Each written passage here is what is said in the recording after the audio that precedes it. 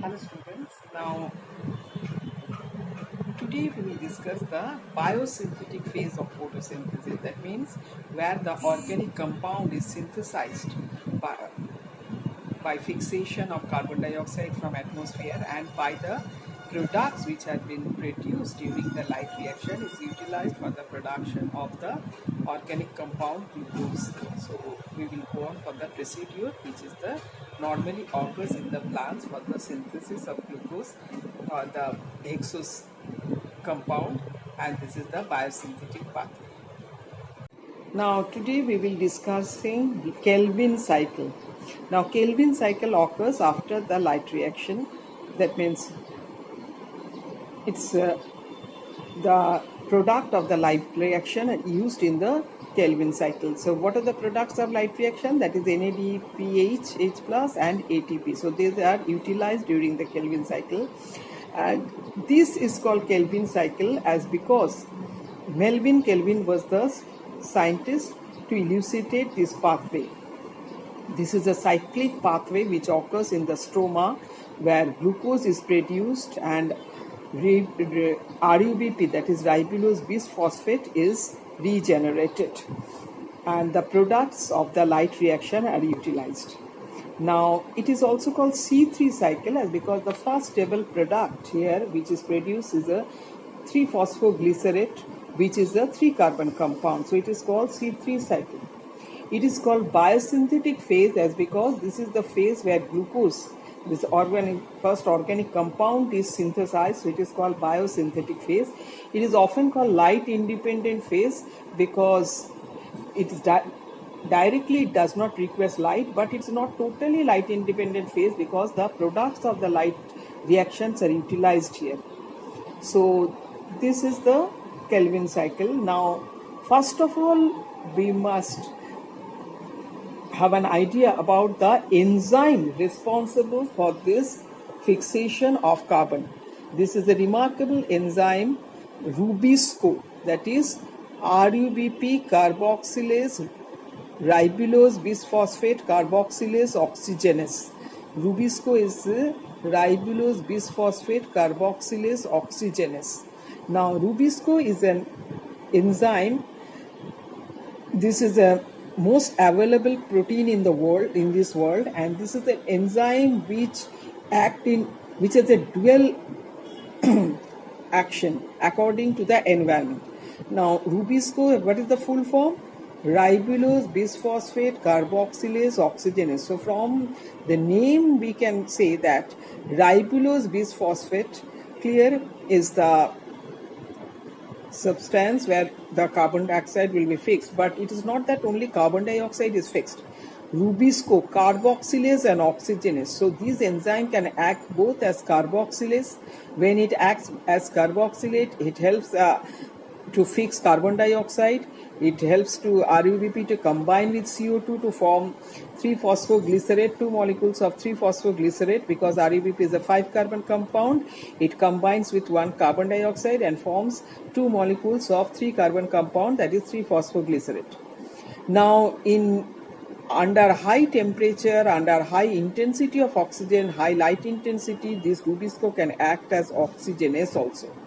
And there it will enhance the combination of RUBP with oxygen, and that will lead to the formation of, since RUBP is a 5-carbon compound and there is no addition of carbon dioxide, so that will lead to formation of 2 carbon compounds. One is the 3-carbon compound phosphoglycerate as usual, and other is a 2-carbon compound phosphoglycolate.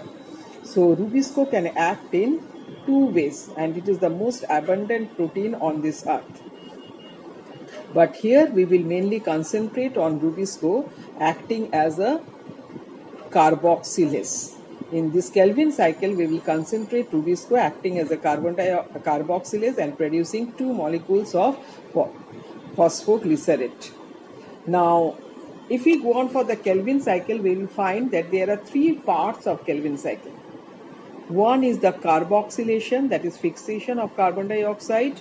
That's RUBP, that is ribulose bisphosphate, is a 5-carbon compound with combines with carbon dioxide and forms an unstable 6-carbon compound, and that unstable 6-carbon compound immediately breaks up into 2 molecules of 3-carbon compound phosphoglycerate. As it forms the fast stable product, here is the 3-carbon compound phosphoglycerate, so it is also called C3 cycle. Clear? It is also called C3 cycle. Now next phase is the reduction, that is reduction of phosphoglycerate and finally production of glucose. So next phase is the reduction of phosphoglycerate and finally production of the glucose. And so what happens during this reduction? This phosphoglycerate which is produced here is reduced by that NADPHH plus which was produced during light reaction, and also ATP is utilized and to produce the glucose, and this phase is also called glycolytic reversal because this phase is very similar to the respiratory pathway glycolysis but in a reverse manner. So it is also called glycolytic reversal. Here we can see that 3-phosphoglycerate clear utilizes the ATP and generates ADP and utilizes this ATP to form 1,3-bisphosphoglycerate, and this 1,3-bisphosphoglycerate now forms reduced by NADP HH plus to form 1,3-bisphosphoglyceraldehyde. This 1,3-bisphosphoglyceraldehyde forms fructose, and therefrom fructose 1,6-bisphosphate, fructose 1,6-phosphate to fructose 6-phosphate, then glucose 6-phosphate to finally to glucose. So this is very common in glycolysis of respiration. So this is called glycolytic reversal, and here we can see that ATP and NADPHH plus which was generated during the light reaction are utilized here, and finally the production of glucose is there. So already we have discussed the carboxylation when carbon dioxide fixed by RUBP, ribulose bisphosphate, to form 3-phosphoglycerate, and then it is reduced by that NADPHH plus and ATP is utilized to form glucose. Here say the hexose molecule which is glucose. Now since one molecule of glucose contains 6 carbons, so the cycle has to be performed. 6 turns of cycle can produce 1 molecule of glucose. So cycle has to be performed in 6 times to generate 1 molecule of glucose, because glucose is a 6-carbon compound and each and every cycle 1 molecule of carbon is fixed. So 6 turns is required for generation of 1 molecule of glucose.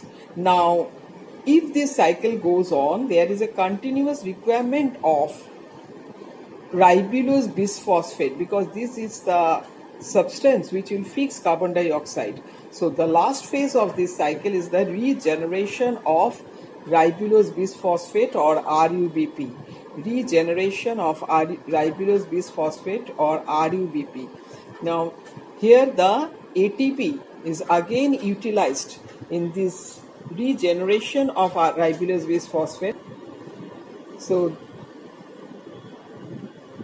regeneration of ribulose bisphosphate from glyceraldehyde 3-phosphate, it requires ATP molecule from the result of the phosphorylation during the light reaction, that is utilized here and undergoes a complex series of reaction to generate RUBP or ribulose bisphosphate.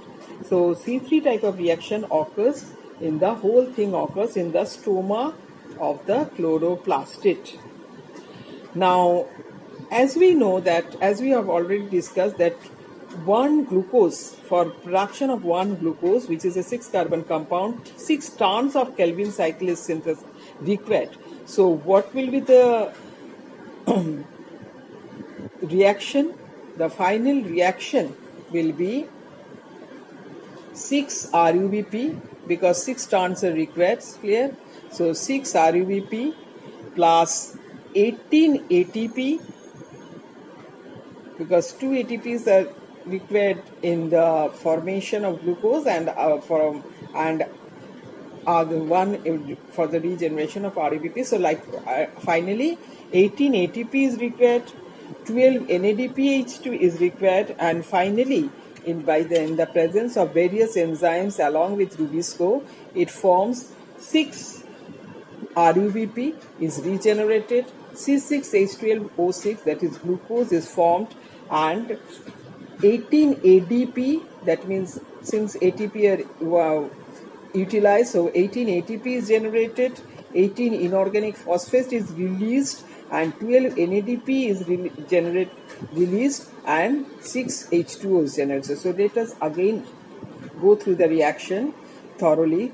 First of all, we require 6 turns of this cycle to generate 1 molecule of glucose. So if we calculate in respect of 1 molecule of glucose, the reaction will be such: 6 RUBP plus 6 CO2 plus 18 ATP plus 12 NADPH2 in presence of various enzymes along with Rubisco, it forms 6 RUBP, then C6H12O6, that is the glucose, then 6 hexose molecule, then 18 ADP, 18 inorganic phosphate, 12 NADP, and 6 molecules of water.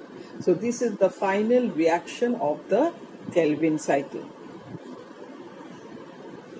Another important thing is that Kelvin cycle, so what are the products of Kelvin cycle? ATP, ADP and NADP are generated in the Kelvin cycle, which will again utilized in the light reaction for the formation of adenosine triphosphate and NADPH2. And also RUBP is generated, which will be utilized in the Kelvin cycle only. Now, the rate of photosynthesis is higher per unit light energy received in flashes as compared to the same when received continuously. When we give flashes of light, the rate of photosynthesis is more. Why?